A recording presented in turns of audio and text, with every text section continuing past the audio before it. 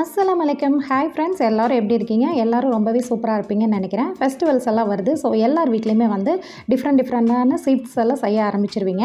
இன்றைக்கி நம்ம வந்து அதிரசம் செய்கிறவங்களுக்காக, முக்கியமாக பிகினர்ஸ்க்காக தான் வந்துட்டு இந்த டிப்ஸை நான் சொல்ல போகிறேன். இந்த டிப்ஸை கேட்டுட்டு நீங்கள் தைரியமாக நீங்கள் அதிரசம் செய்ய ஆரம்பிக்கலாம். டிப் நம்பர் 1, நீங்கள் அதிரசத்துக்கு நீங்கள் அரிசி எடுக்கும்போது கண்டிப்பாக மாவு பச்சரிசி அப்படின்னு சொல்லி கேட்டு வாங்கிக்கோங்க.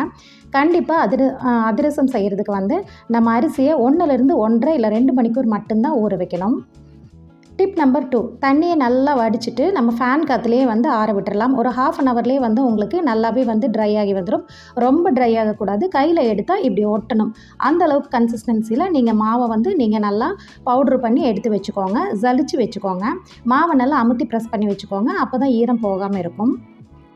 டிப் நம்பர் 3, நம்ம வந்து வெள்ளைப்பாகு காய்ச்சும் போது பாகுபதம் கண்டிப்பாக வந்து நமக்கு வரணும். பாகுபதம் எப்படி வரும் அப்படின்னிங்கன்னா, நம்ம ஓரளவுக்கு காய்ச்சி வரும்போது தண்ணியில் ஒரு பிளேட்டில் எடுத்துகிட்டு ஜஸ்ட் அந்த பாகை நீங்கள் போட்டிங்கன்னா தண்ணியில் வந்து கரிஞ்சு போகக்கூடாது.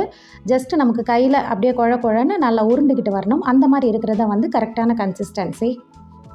நெக்ஸ்ட் டிப் பார்த்திங்கன்னா, நம்ம மாவு பாகு எல்லாம் ஒன்றா சேர்த்து நல்லா ஒன்றோடனா நல்லா மிக்ஸ் பண்ணி நல்லா ரவுண்டு ஷேப்பில் நல்லா உட்டன் கரண்டி வச்சு நல்லா மிக்ஸ் பண்ணி விடுங்க. மிக்ஸ் பண்ணிவிட்டு கண்டிப்பாக வந்து 1லேருந்து 2 நாளாவது நல்லா ஊறி வரணும். அப்போ தான் மாவு வந்து பர்ஃபெக்டான கன்சிஸ்டன்சியில் உங்களுக்கு கிடைக்கும். நெக்ஸ்ட் டிப்பு, ரொம்ப ஹீட்டாக இருக்கிற ஆயிலில் வந்து போட்டுறக்கூடாது. ஆயில் ஹீட் ஆனதுக்கப்புறம் நல்லா லோ ஃப்ளேமில் வச்சதுக்கப்புறம் நீங்கள் அதிரசத்தை தட்டி போடுங்க, இல்லைன்னா பிரிஞ்சு போயிடும். இவ்வளவும் பார்த்து செஞ்சு உங்களுக்கு அதிரசம் போடும்போது பிரிஞ்சு போயிடுச்சு அப்படின்னா கண்டிப்பாக மாவில் வந்து ஏதோ ப்ராப்ளம் இருக்குதுன்னு அர்த்தம். அந்த மாதிரி டயத்தில் நீங்கள் ஒரு 2லேருந்து 3 டீஸ்பூன் மட்டும் பச்சரிசி மாவு ஆட் பண்ணி கொஞ்சமாக நெய் ஆட் பண்ணி மாவை ஒரு 4-5 பீஸாக எடுத்துகிட்டு இட்லி சட்டியில் ஒரு 3 நிமிஷம் மட்டும் ஆவியில் விட்டு எடுத்துருங்க. ஆறுனதுக்கப்புறம் திரும்பவும் கையை வச்சு நல்லா பிசைஞ்சு எடுத்துகிட்டு நீங்கள் அதிரசம் மாதிரி தட்டி போட்டிங்கன்னா உங்களுக்கு கண்டிப்பாக பிரிஞ்சு வராது, மாவுமே வேஸ்ட் ஆகாது. கண்டிப்பாக ட்ரை பண்ணுங்கள். நெக்ஸ்ட் டிப் பார்த்திங்கன்னா, கண்டிப்பாக நார்மல் வெல்லத்துக்கு பதில் மண்டை வெல்லம் சேர்த்துனிங்கன்னா டேஸ்ட் ரொம்பவே ஜாஸ்தியாக இருக்கும். மறக்காமல் சுக்கு பவுடர் அண்ட் ஏலக்காய் பவுடர் சேர்த்துக்கோங்க. ரொம்ப டேஸ்ட்டு சூப்பராக இருக்கும். இந்த வீடியோ பிகினர்ஸ்க்கு கண்டிப்பாக யூஸ்ஃபுல்லாக இருக்கும்னு நினைக்கிறேன். வீடியோ யூஸ்ஃபுல்லாக இருந்ததுன்னா லைக் பண்ணுங்கள்.